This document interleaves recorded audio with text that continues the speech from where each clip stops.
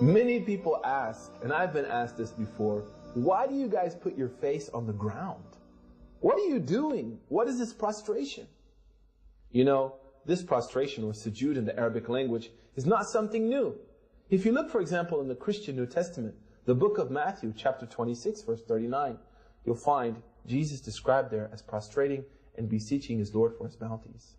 In the Old Testament, we find the great prophets, such as Abraham and Moses and David, peace be upon all of them, described as prostrating and beseeching their Lord. What this shows us is that Islam is not a new message. Islam is not the invention of Muhammad, peace be upon him, but Islam is the message of all of the prophets. And the prophecy of Muhammad is the culmination of that prophetic message. It represents the zenith of the prophetic message to humanity. Now, what I would like you to do is try to imagine a way that you would show your submission to God.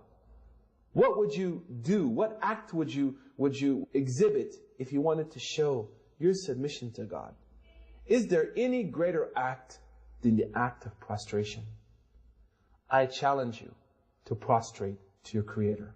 Malcolm X, a famous convert to Islam, said the most difficult thing he had to do when he became a Muslim was to destroy the arrogance in his soul and prostrate to his Lord. And he said the reason that it was difficult was not because of his arrogance, but he knew that once he prostrated to his Lord and he tasted the sweetness of that prostration and submission, he would never prostrate to anything else again.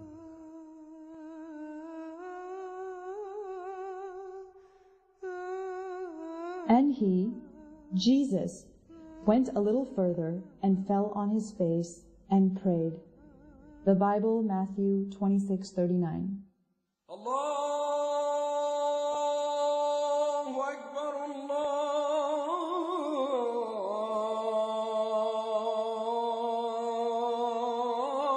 Akbar.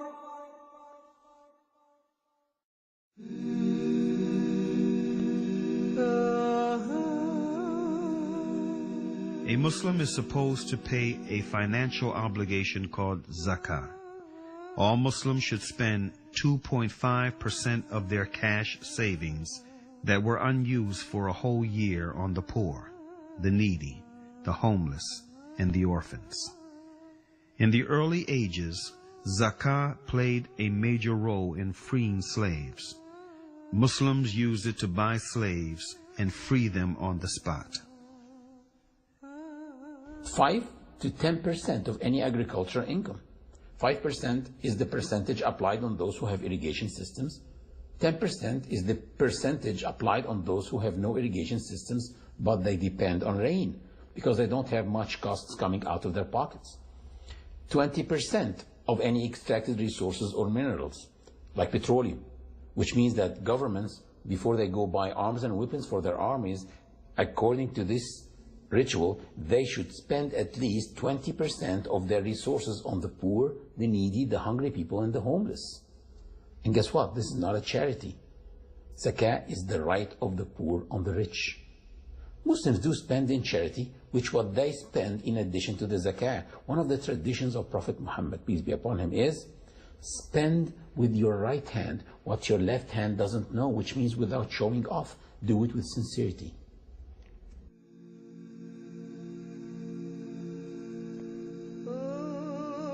Muslims fast the month of Ramadan, which is the 9th month in the lunar calendar.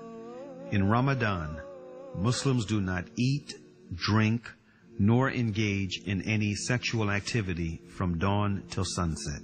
At dawn, one controls himself from approaching the lawful, eating, drinking, or any sexual activity with his wife.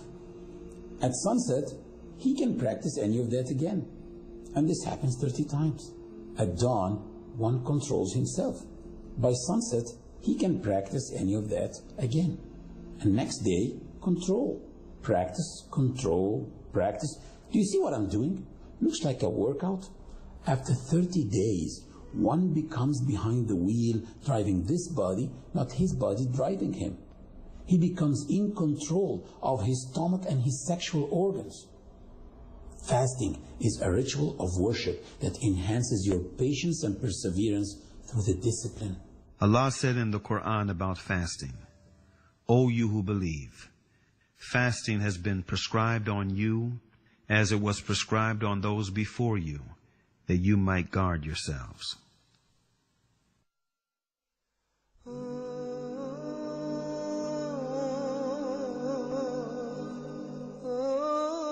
Hajj, or pilgrimage, is an obligation once in a lifetime only on those who are financially and physically able. It shows the universality of this religion. Last year, I did pilgrimage with 2.5 million Muslims. We were all moving together from one place to the other, eating together, worshiping together, praying together, and wearing the same simple clothes together. Anyone besides you can be a millionaire, an owner of a chain of restaurants in his country, or a very poor person. Nobody knows, simply because we are all the same. Hajj has changed the lives of so many people, like Malcolm X, who struggled for the rights of blacks in the United States and suffered from discrimination and racism, which in turn led him to have a negative perception of white people.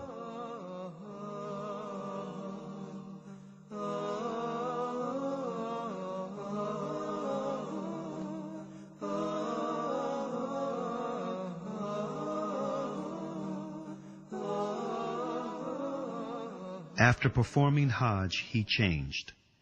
He wrote a letter to his loyal assistants in his newly formed Muslim mosque in Harlem, asking them to duplicate it and distribute it to the press.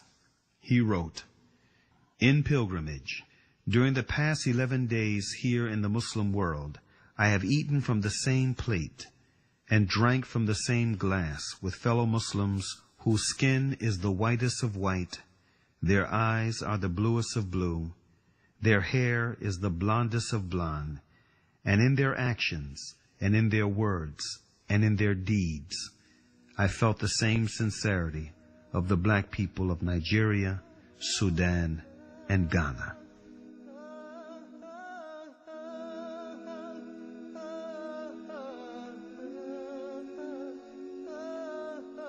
Peace, justice, and security can be attained only when man knows the purpose of his creation. That purpose is to turn to one's Creator, to turn to the one and only God, Allah.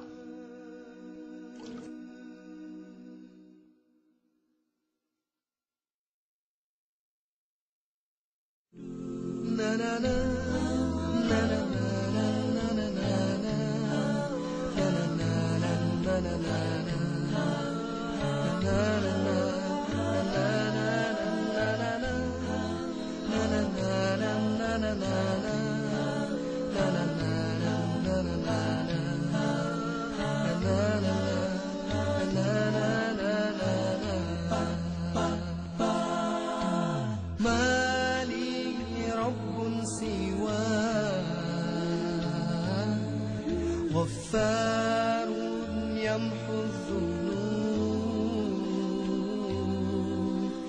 ما لي رب سواه نور يهدي القلوب يا الله عبد كثر الذنوب زادت حولي كروبي منك إليك يا الله لا تحرمني نعيما لا تتركني ساقما يا من